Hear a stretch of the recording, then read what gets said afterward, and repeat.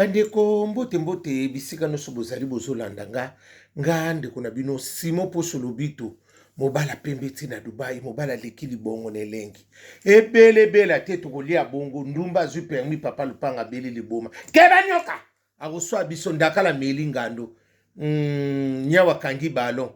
mibalo bakabaka te suka batikalaka bango moko keba nyoka akoswa biso keba na ko glisser mikolo keba na ko glisser shega sente ndumba keba nyoka la lulala ebele bela te bokolia bongo bandeko mbote mbote bisika nyonso bozali grâce à Jésus ezali na bino amen. Bala mama tolobaki tozasuna makambo ba polémique te tozasuna makambo ba polémique te namonaki ndenge bokomeli nga ba misude bobenga ngai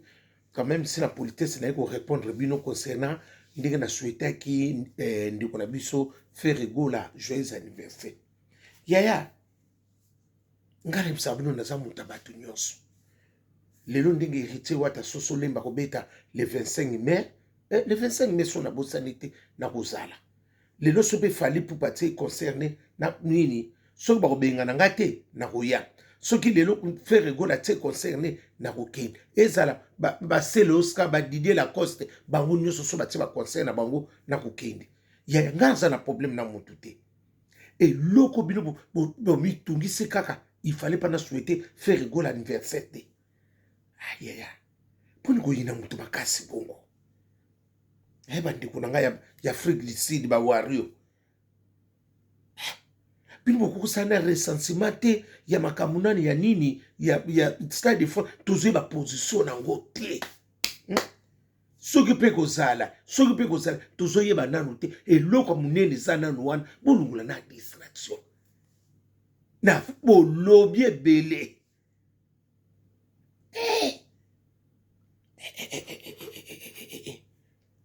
eloko bovandela ngaka pondeka na souhaiteka faire rigola joyeux anniversaire bino bongo botango na souhaitaka fali bon anniversaire poni bagolo bafingaka te balobaka te c'est que bino boza batama ya keto wabata ba jaloux ya sona ko kongole motema koma nango il fallait pas na lobaka na faire rigola joyeux anniversaire ya liro to kendele ya yanga kote kuna bobosa na bino la ebele bela te bokulia bongo nga Simon Poso Lobito nazwaka na nga nyonga mutu te na defi na nga pe loko mutu te je suis libre comme la liberté nazanga na problème na mutu te eloko yango naka ezangisi bino kaka kimia pona nga na kote poka nga na sali nini wana bawari boluka ta bosabi na actualité te boluka makambo eza ebele bokosela ta bato makambo ebima mpe kitoko ekendaka nango bongo yayama modeli balobeli kobanga nga biloko ni yaya malobeli akwa bango kota kokangisa bato binemi na likasa bato bale prix ya eze loko problème te ntango nga na souhaita ife rigolo nani fali pupa poni babwaki balobaki te bagolwa kaka ndenge na souhaita iya ya modele bambwakela na koloba misuku to bakokomela ngako na comprendre bango te siko bino boninga na saa ndeni bino bobosana nga naza mutu nyonso nazala nga mutu te nazala nga mutu te soki bokanisaka nde nga naza mutu nyonso ntango na souhaitaki fali pupa joyeux anniversaire bato nyonso bamonaki mais sikoka ya faire rigola lokola mpe balianka mete atinga so na stati ngingo ya bonde bazotindelanga maloba bakanga bafoto batinda nda ekenda bongo lulala bino bokeba na koglisse bokoglisse so bolandaka makambo na nga bobanda koglisse ya elobeli kaka bozala concentré na makambo ya nini na bino nani oyo eza ya munene stade ya munene bozosala nzunga mafamille so bozongeli yango bozala concentré na wana bozo sunga falite bozo sunga yeta muke eloko moko pesa te na terrain wa boza na toilette bo lukata bo lukata ko swana ko swana moko ya bino na bino ko mona pe ko sala toilette bon la distraction wana kaka poka ngana souhaiter ka faire go la joyeux anniversaire bolandi la makamu ngana ndimi yango siku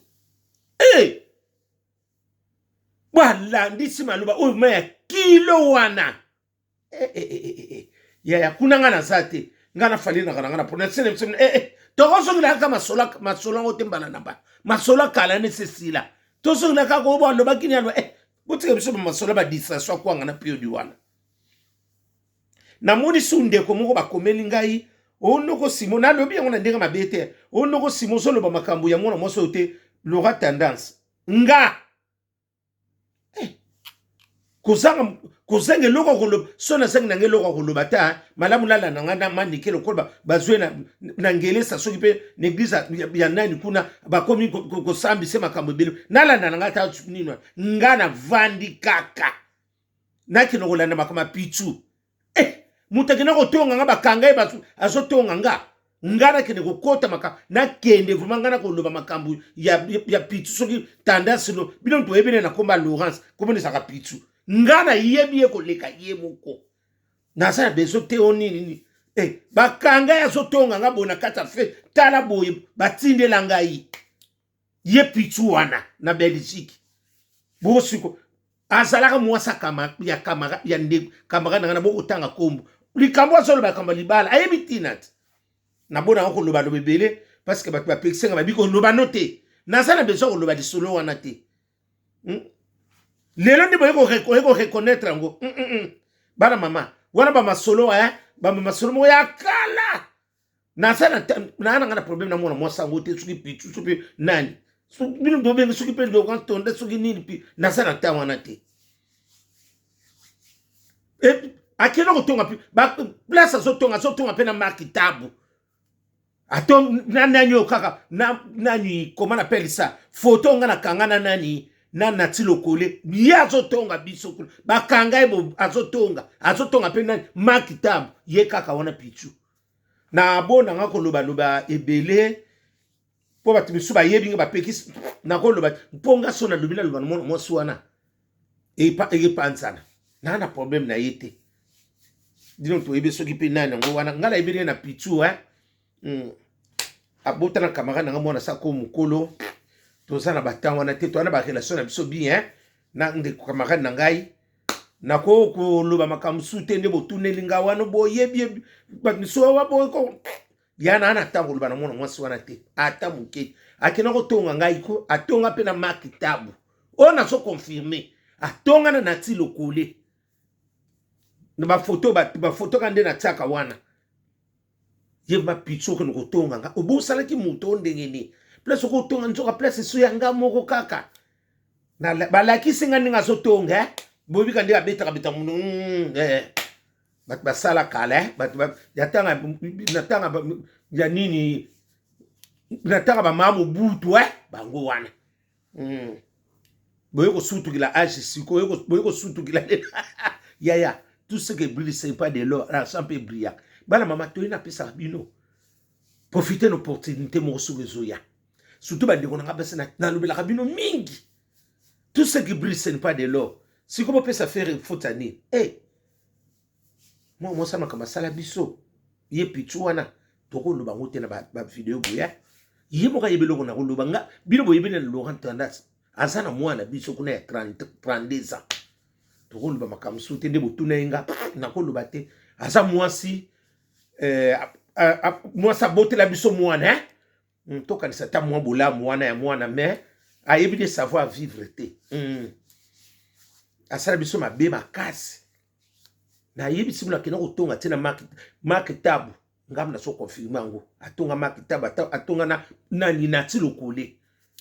na ngai azotonga place azotonga yaya nzoka biso msuto fane biso banda ku me batu biso azobundela kombo na boko beta ku ya papi mboma mboke ya kufawa